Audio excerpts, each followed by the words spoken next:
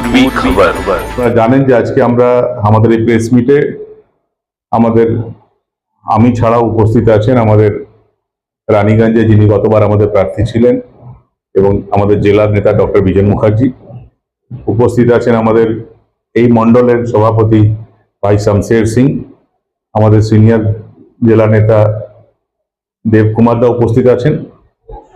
কয়েকটা important issue relating to Raniganj শহর আজ আমরা আপনাদের সামনে তুলে ধরছি, সে কারণেই আমরা আপনাদেরকে আমন্ত্রণ জানিয়েছিলাম। আপনারা জানেন যে রানীগঞ্জ টিডিবি কলেজ তার একটা গৌরবময় ইতিহাস আছে এবং যেহেতু আমি দুটো 10 ইয়ার্স এখানকার জিবি প্রেসিডেন্ট ছিলাম, তখন বেশ কিছু কাজ আমরা করেছিলাম যেগুলো এখন বন্ধ করে দেওয়ার একটা প্রচেষ্টা চলছে।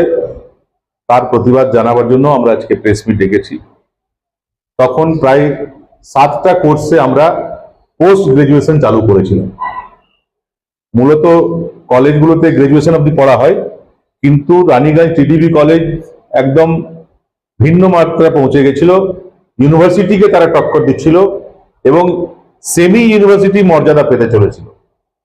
এখন আমরা খবর পেলাম যে ওই পোস্ট গ্রাজুয়েশন যে কোর্সগুলো ছিল সেগুলোকে বর্তমানে যারা আছেন তারা বন্ধ করে দিচ্ছেন।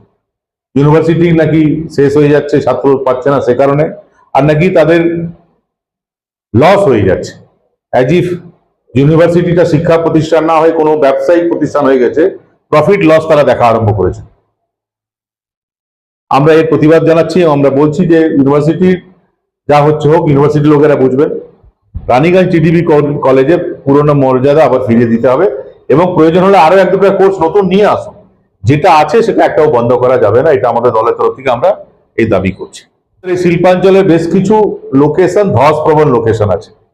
প্রাক্তন সাংসদ মাননীয় হারাধন রায় একটা মামলা করেছিলেন, তার মামলার পরিপ্রেক্ষিতে সুপ্রিম কোর্টের নির্দেশে একটা সার্ভে হয়েছিল এবং বেশ কিছু লোকেশনকে আনস্টেবল লোকেশন বলে ঘোষণা করা হয়েছে।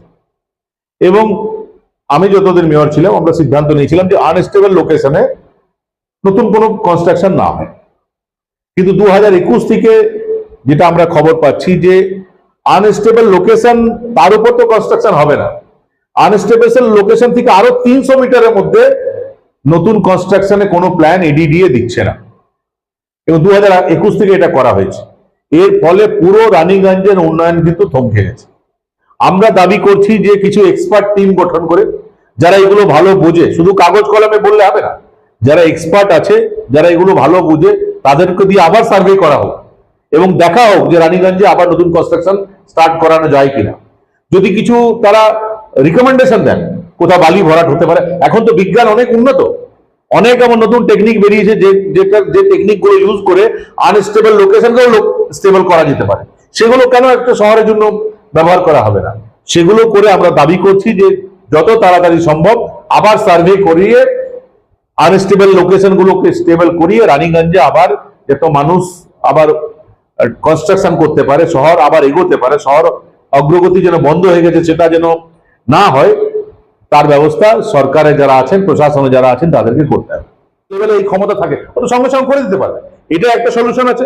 আর এটা যদি না করতে পারে তাহলে বালিকে যেভাবে আলাদা করা হলো সেভাবে রানীগঞ্জ মিউনিসিপালিটিকে আলাদা করে দেয়, পুরনো মর্যাদা ফিরিয়ে দেয়। এটার জন্য দলগতভাবে আমাদের দলের যারা নেতৃবৃন্দ আছেন তারা রাস্তায় নামবে। প্রথমে মানুষকে সচেতন করা, লেটার মাধ্যমে প্রশাসনকে আবেদন করা এবং তৃতীয় রাস্তা হলো রাস্তায় নেমে আন্দোলন করা। সবটাই আমাদের দল করবে। আমরা যখন ছিলাম তখন আমাদের কাছে একটা ছিল যে মানে বড় চেয়ারম্যান যদি একটা ফাইল পাঠালো তো 72 ঘন্টা বেশি কেউ রাখতে পারবে না, 72 ঘন্টার মধ্যে সিদ্ধান্ত নিতেই হবে। এখন পড়ে থাকছে এবং আমরা যেটা বলছি এর ফলে শুধু আমরা না, দেখুন যেভাবেই জিতুক না, জোর করে জিতুক, বুথ দখল করে জিতুক, এখন তো ক্ষমতায় ওরা আছে। আমরা যেটা বলছি সেটা যদি মানা হয় তো বর্তমান যে কাউন্সিলর আছে, তৃণমূলের যে কাউন্সিলর, তাদেরও লাভ হবে, তারাও আরো বেশি করে উন্নয়ন করতে পারে। তারাও পাচ্ছে না, তারা বাইরে বলে না, বাইরে ঠিক আছে নিয়ে ঝান্ডা নিয়ে ঘুরছে, কিন্তু তারাও তো ফিল করছে এটা, তারা নিজেরা তো কোনো কাজ করতে পারছে না। একটা কাউন্সিলর কোনো ক্ষমতা আছে? একটা কাউন্সিলর একটা লাইট লাগিয়ে দেওয়ার ক্ষমতা নেই। রানীগঞ্জ বড় অফিসের একটা কাউন্সিলরে নিজের ইচ্ছায় 24 ঘন্টার মধ্যে একটা লাইট লাগিয়ে দেওয়ার ক্ষমতা নেই। একটা লাইট লাগাতে গেলে তাকে 10 জায়গায় 10টা চেয়ার নেতাদের পেছনে পেছনে ঘুরতে হচ্ছে। আর ভোগ করছে কে? রানীগঞ্জের মানুষ। সাফার করছে কে? রানীগঞ্জের মানুষ। हमारे चैनल को लाइक शेयर सब्सक्राइब करना ना भूलें और बेल आइकन को दबाना ना भूलें और देखते रहें पूर्वी खबर। पूर्वी खबर, नजर सब पर।